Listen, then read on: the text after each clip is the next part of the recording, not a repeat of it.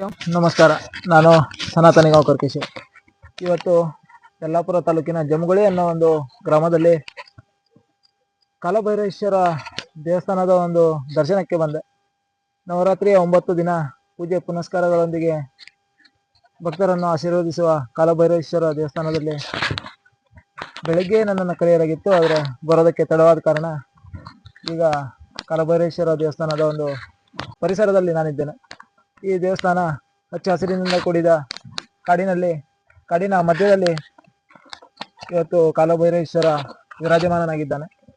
ಈ ಒಂದು ಹಸಿರಿನ ವಾತಾವರಣ ಹಾಗೂ ರಸ್ತೆಯಿಂದ ಸುಮಾರು 1.5 ಕಿಮಿ ಅಂತರದಲ್ಲಿ ಈ ದೇವಸ್ಥಾನ ಇವತ್ತು ಇಲ್ಲಿದೆ. ಗ್ರಾಮಸ್ಥರ ಸಹಕಾರದಲ್ಲಿ ದೇವಸ್ಥಾನದ ಒಂದು ಜೀರ್ಣೋದ್ಧಾರ ಕಾರ್ಯವು ನಿಧಾನವಾಗಿ ಸಾಗ್ತಾ ಇದೆ. ಶ್ರೀ ಕಾಲಭೈರೇಶ್ವರ ದೇವರ ದರ್ಶನಕ್ಕೆ ತಾವು ಇಲ್ಲಿ ಬಂದು ದರ್ಶನವನ್ನು ಪಡ್ಕೋಬಹುದು. ದೇವರ ಗುಡಿ ಈ ರೀತಿಯಾಗಿದೆ.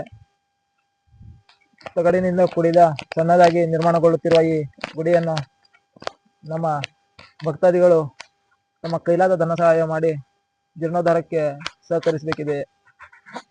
ನಮ್ಮ ರಾಜ್ಯ ಸರ್ಕಾರವು ಕೂಡ ಅನ್ಯ ಮತದ ಧಾರ್ಮಿಕ ಕೇಂದ್ರಗಳಿಗೆ ಹಣವನ್ನು ಬಿಡುಗಡೆ ಮಾಡುತ್ತೆ. ಆದರೆ ನಮ್ಮ ಹಿಂದೂ ಧಾರ್ಮಿಕ ಶ್ರದ್ಧಾ ಕೇಂದ್ರಗಳಿಗೆ ಯಾವತ್ತೂ ಹಣವನ್ನು ಕೊಟ್ಟಿದ್ದು ಕಾಣಲೇ ಇಲ್ಲ. ಯಾಕೆಂದ್ರೆ ಅತಿ ಹೆಚ್ಚು ಹಣ ಅನ್ಯ ಮತಗಳಿಗೆ ಹಣವನ್ನು ಕೊಡುವಂಥದ್ದು ಜಾಸ್ತಿ. ನಮ್ಮ ಈ ಒಂದು ಕಾಲಭೈರೇಶ್ವರ ದೇವಸ್ಥಾನ ಜಮಗುಳಿ ಗ್ರಾಮದ ಒಂದು ಹೊರಭಾಗದಲ್ಲಿ ರಸ್ತೆಯಿಂದ ಪಕ್ಕದಲ್ಲಿದೆ. ದೇವರ ದರ್ಶನವನ್ನು ಇವತ್ತು ನಿಮಗೆ ಮಾಡಿಸಬಲ್ಲೆ.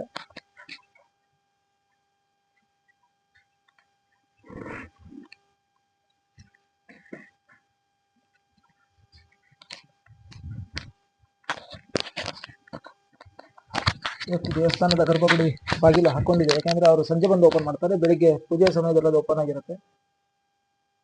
ಈಗ ದೇವರು ಶ್ರೀ ಕಾಲಭೈರೇಶ್ವರನ ರೂಪದಲ್ಲಿ ಶಿವಲಿಂಗವನ್ನು ಇಲ್ಲಿ ಪೂಜಿಸಲಾಗುತ್ತೆ. ಪಕ್ಕದಲ್ಲಿ ಗಣೇಶನ ಮೂರ್ತಿ ಹಾಗೂ ಹಾಗೆ ಪಕ್ಕದಲ್ಲಿ ದುರ್ಗಾದೇವಿಯ ಮೂರ್ತಿ. ಈ 3 ದೇವತೆಗಳನ್ನು ಇಲ್ಲಿ ಪೂಜಿಸಿ ಅವರಿಂದ ಆಶೀರ್ವಾದವನ್ನು ಪಡೆಯಲಾಗುತ್ತೆ. ದೇವಸ್ಥಾನದ ಒಂದು ಶಾಂತವಾದ ವಾತಾವರಣದಲ್ಲಿ ಪೂಜೆಯನ್ನ ಮಾಡಿ ಭಕ್ತರಿಗೆ ಅನ್ನ ಸಂತರ್ಪಣೆಯನ್ನ ಮಾಡಿ ನವರಾತ್ರಿಯ ಈ ಒಂದು 9 ದಿನಗಳ ಕಾಲ ಕಾರ್ಯಕ್ರಮಗಳನ್ನು ನಡೆಸಲಾಗುತ್ತೆ. ದೇವಸ್ಥಾನದ ಒಂದು ಮಾಹಿತಿಯನ್ನ ಅಂದ್ರೆ ಇತಿಹಾಸವನ್ನ ಯಾವಾಗ ಸ್ಥಾಪನೆ ಆಯ್ತು ಏನು ಅಂತ ಇಲ್ಲಿನ ಹಿರಿಯರು ಇದ್ದಾರೆ. ಅವರನ್ನು ಒಮ್ಮೆ ವಿಚಾರಿಸೋಣ. ಒಂದು ಬಹಳ ವರ್ಷ ಅಂದ್ರೆ ಸುಮಾರು 20 ವರ್ಷ ಅಂತ ನಮ್ಗೆ ಸಾಧಾರಣ ಗೊತ್ತುಂಟು. ಇಲ್ಲಿ ಅದಕ್ಕಿಂತ ಹಿಂದೆ ಅಂದ್ರೆ ಮರೆತು ಬಿಡೋಕೆ ಅದು ಒಂದು ಹಿರಿಯರು ಹಿರಿಯರು ಅವಾಗಿಂದ ಹೊಸ ಬೆಳೆ ಇಂಥದ್ದೆಲ್ಲ ಮಾಡ್ತಾ ಇದ್ದಿದ್ರು. ಈಗ ಸದ್ಯ ಒಂದು 20 ವರ್ಷ ಆಯ್ತು. 20 ವರ್ಷ ಆದ ನಂತರ ಸ್ವಲ್ಪ ವಿಚಾರ ಮಾಡಿದಾಗ ಗೊತ್ತಾಯ್ತು ಇಂಥ ಕಾಲಭೈರೇಶ್ವರ ದೇವಸ್ಥಾನ ಹೇಳಿ. ಈಗ ಕಟ್ಟಿ ಸುಮಾರು ಒಂದು 10 ವರ್ಷ ಮೇಲೆ ಆಯ್ತು. ಹೌದು, ಅದರಿಂದ ಸ್ವಲ್ಪ ಇದಕ್ಕೆ ಸುಧಾರಣೆ ಆಗ್ತಾ ಉಂಟು. ನಿಧಾನಕ್ಕೆ ಸ್ವಲ್ಪ ಸುಧಾರಣೆ ಆಗ್ತಾ ಉಂಟು. ಊರಲ್ಲಿ ಸ್ವಲ್ಪ ಚಲನ ಆಯ್ತು. ಕಾಲಭೈರೇಶ್ವರ ದೇವಸ್ಥಾನ ಅಂದ್ರೆ ನೋಡ್ಲಿಕ್ಕೆ ಸಿಕ್ಕುದಿಲ್ಲ, ಅಪರೂಪನೇ. ಕಾಲಭೈರೇಶ್ವರ ಅಂದ್ರೆ ಅಪರೂಪನೇ. ಪ್ರತಿದಿನ ಅಲ್ಲ, ಅಮಾವಾಸ್ಯೆ ಮೊದಲಿನ ದಿವಸ, ಅಮಾವಾಸ್ಯೆ ನಾಳೆ ಅಂದ್ರೆ ಮೊದಲಿನ ದಿವಸ ಪೂಜೆ ಆಗ್ತದೆ. ತಿಂಗಳ ಒಂದ್ಸಲ. ಬಾಕಿ ಎಲ್ಲ ಹೊಸ ಬೆಳೆಗೆ ಅಂತದೆಲ್ಲ ನವರಾತ್ರಿ, ದೀಪಾವಳಿಗೆ, ಶ್ರಾವಣದಲ್ಲಿ ಸುಮಾರು ಪ್ರತಿ ಅಮಾವಾಸ್ಯೆಗಿಂತ ಒಂದು ದಿನ ಮುಂಚಿತವಾಗಿ ಇಲ್ಲಿ ಬಂದ್ರೆ ದೇವರ ದರ್ಶನ ಸಿಗುತ್ತೆ.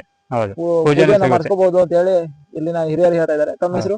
ಈಶ್ವರ ಬಾಳ ಮರಾಠಿ ಅಂತ, ಮರಾಠಿ ಅಂತ, ಜಮಗುಳಿಯವರು, ಇಲ್ಲೇ ಲೋಕಲ್.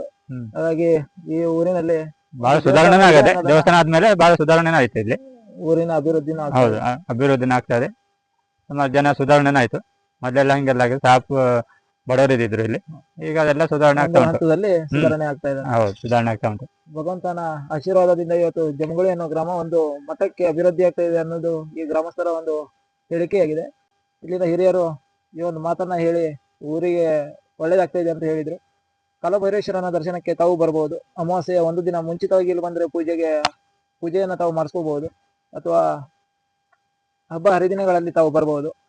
ಇದು ಜಮಗುಳಿ ಅನ್ನೋ ಒಂದು ಗ್ರಾಮ ಹಚ್ಚ ಹಸಿರಿನಿಂದ ಕೂಡಿದ ಕಾಡಿನ ಮಧ್ಯದಲ್ಲಿರುವ ಒಂದು ಶಾಂತವಾದ ವಾತಾವರಣದ ಒಂದು ಒಳ್ಳೆ ಗ್ರಾಮ. ಹಾಗಾಗಿ ಯಾರೂ ಕೂಡ ಇಲ್ಲಿ ಬಂದು ದೇವರ ದರ್ಶನವನ್ನ ಮಾಡಬಹುದು.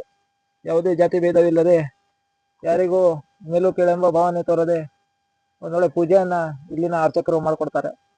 ತಾವು ಬನ್ನಿ, ತಮ್ಮವರನ್ನ ಕರೆತನ್ನಿ. ನಮ್ಮ ಸನಾತನ ಧರ್ಮದ ಉಳಿವಿಗಾಗಿ ತಾವೆಲ್ಲರೂ ಕೈ ಜೋಡಿಸಬೇಕಿದೆ. ನಮ್ಮ ಧಾರ್ಮಿಕ ಶ್ರದ್ಧಾ ಕೇಂದ್ರಗಳನ್ನ ನಾವು ಇನ್ನು ಮುಂದೆ ಉಳಿಸ್ಕೊಂಡು ಹೋಗ್ಬೇಕಿದೆ.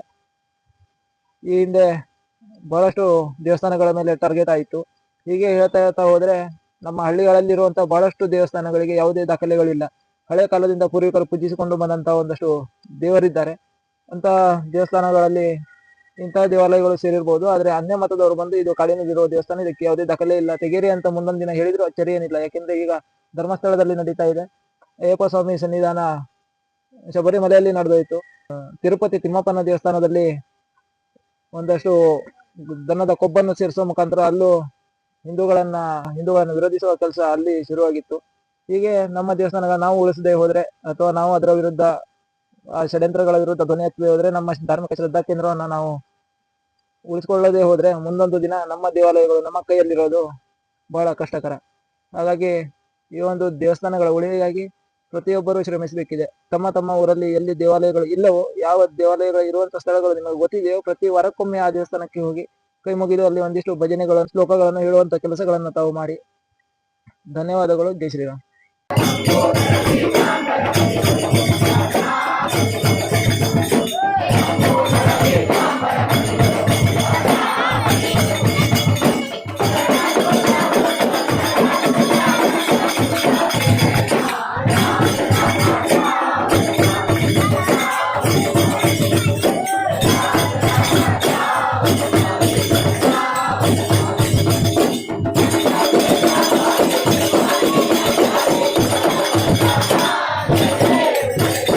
सिंदूर लाल चढ़ायो